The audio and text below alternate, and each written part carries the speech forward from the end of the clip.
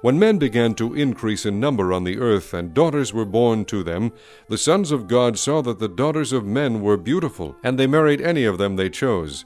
Then the Lord said, My spirit will not contend with man forever, for he is mortal. His days will be 120 years. The Nephilim were on the earth in those days, and also afterward, when the sons of God went to the daughters of men and had children by them. They were the heroes of old, men of renown. The Lord saw how great man's wickedness on the earth had become, and that every inclination of the thoughts of his heart was only evil all the time. The Lord was grieved that he had made man on the earth, and his heart was filled with pain. So the Lord said, I will wipe mankind whom I have created from the face of the earth, men and animals and creatures that move along the ground and birds of the air, for I am grieved that I have made them. But Noah found favor in the eyes of the Lord. This is the account of Noah. Noah was a righteous man, blameless among the people of his time, and he walked with God. Noah had 3 sons, Shem, Ham, and Japheth. Now the earth was corrupt in God's sight, and was full of violence. God saw how corrupt the earth had become, for all the people on earth had corrupted their ways. So God said to Noah, I am going to put an end to all people, for the earth is filled with violence because of them. I am surely going to destroy both them and the earth. So make yourself an ark of cypress wood, make rooms in it, and coat it with pitch inside and out. This is how you are to build it. The ark is to be 450 feet long, 75 feet wide, and 45 feet high. Make a roof for it, and finish the ark to within 18 inches of the top. Put a door in the side of the ark, and make lower, middle, and upper decks.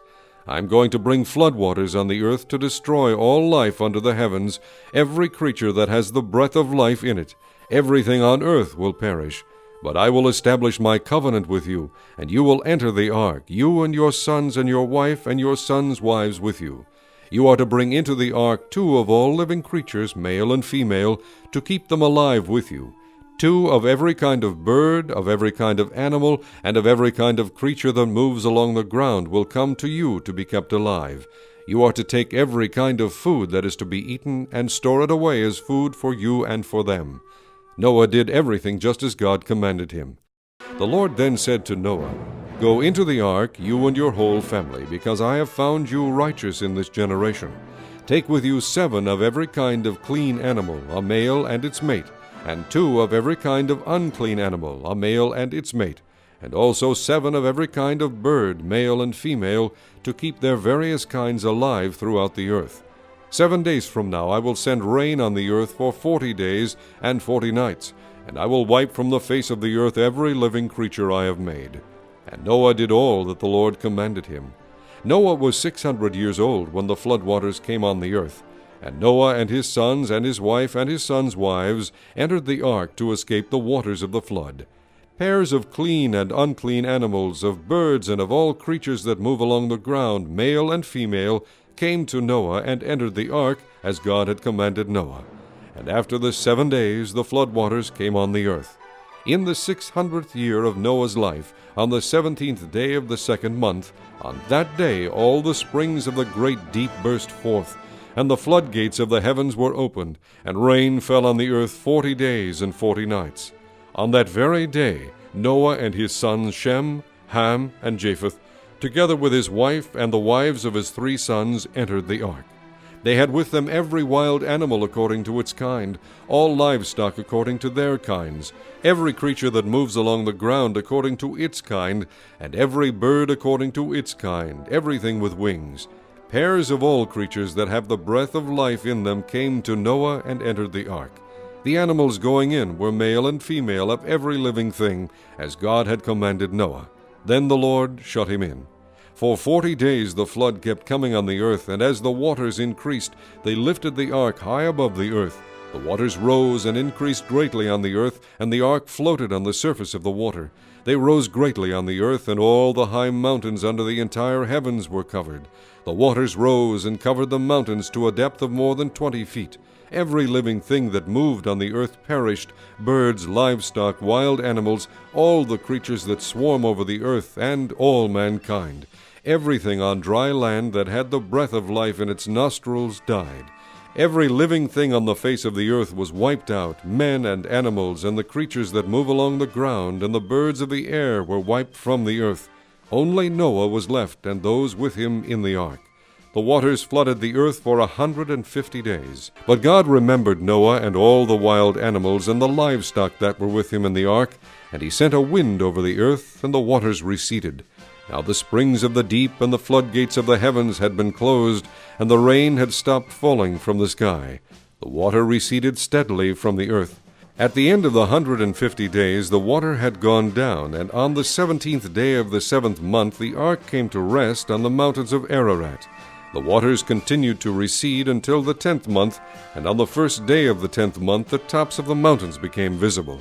After 40 days Noah opened the window he had made in the ark, and sent out a raven, and it kept flying back and forth until the water had dried up from the earth. Then he sent out a dove to see if the water had receded from the surface of the ground. But the dove could find no place to set its feet, because there was water over all the surface of the earth. So it returned to Noah in the ark.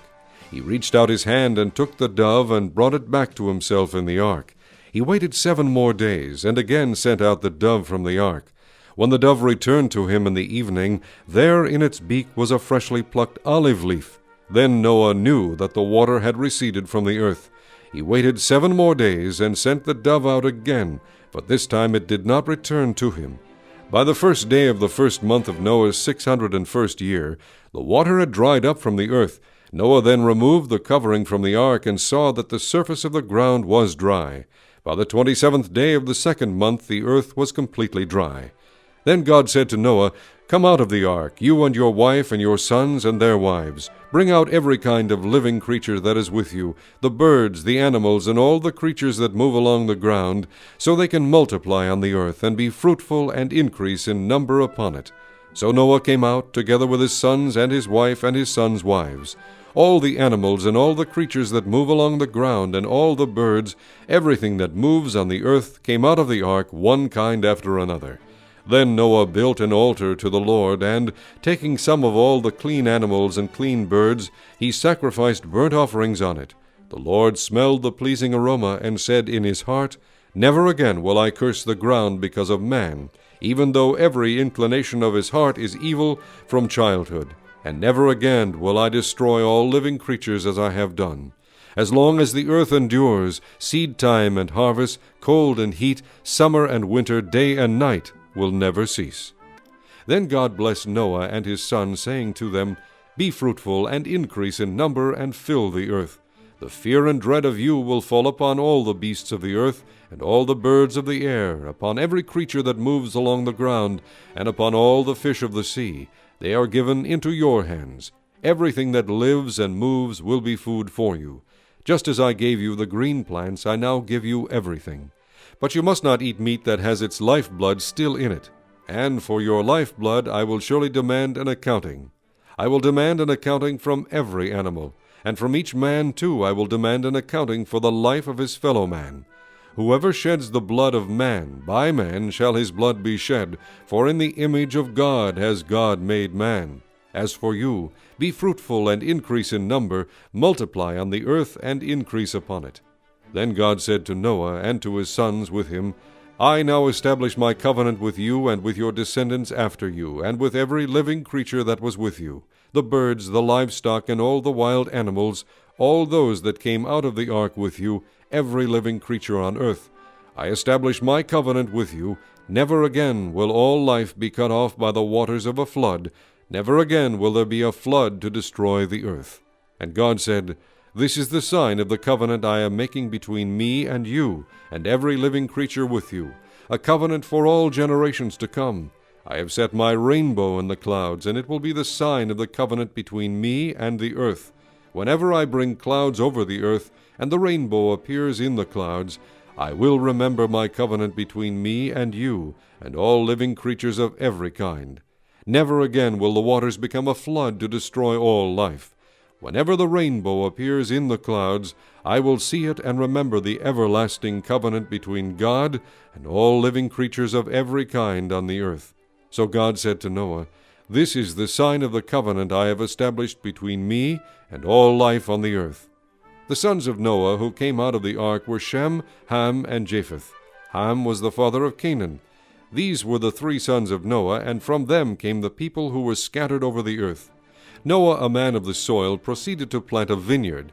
When he drank some of its wine, he became drunk and lay uncovered inside his tent.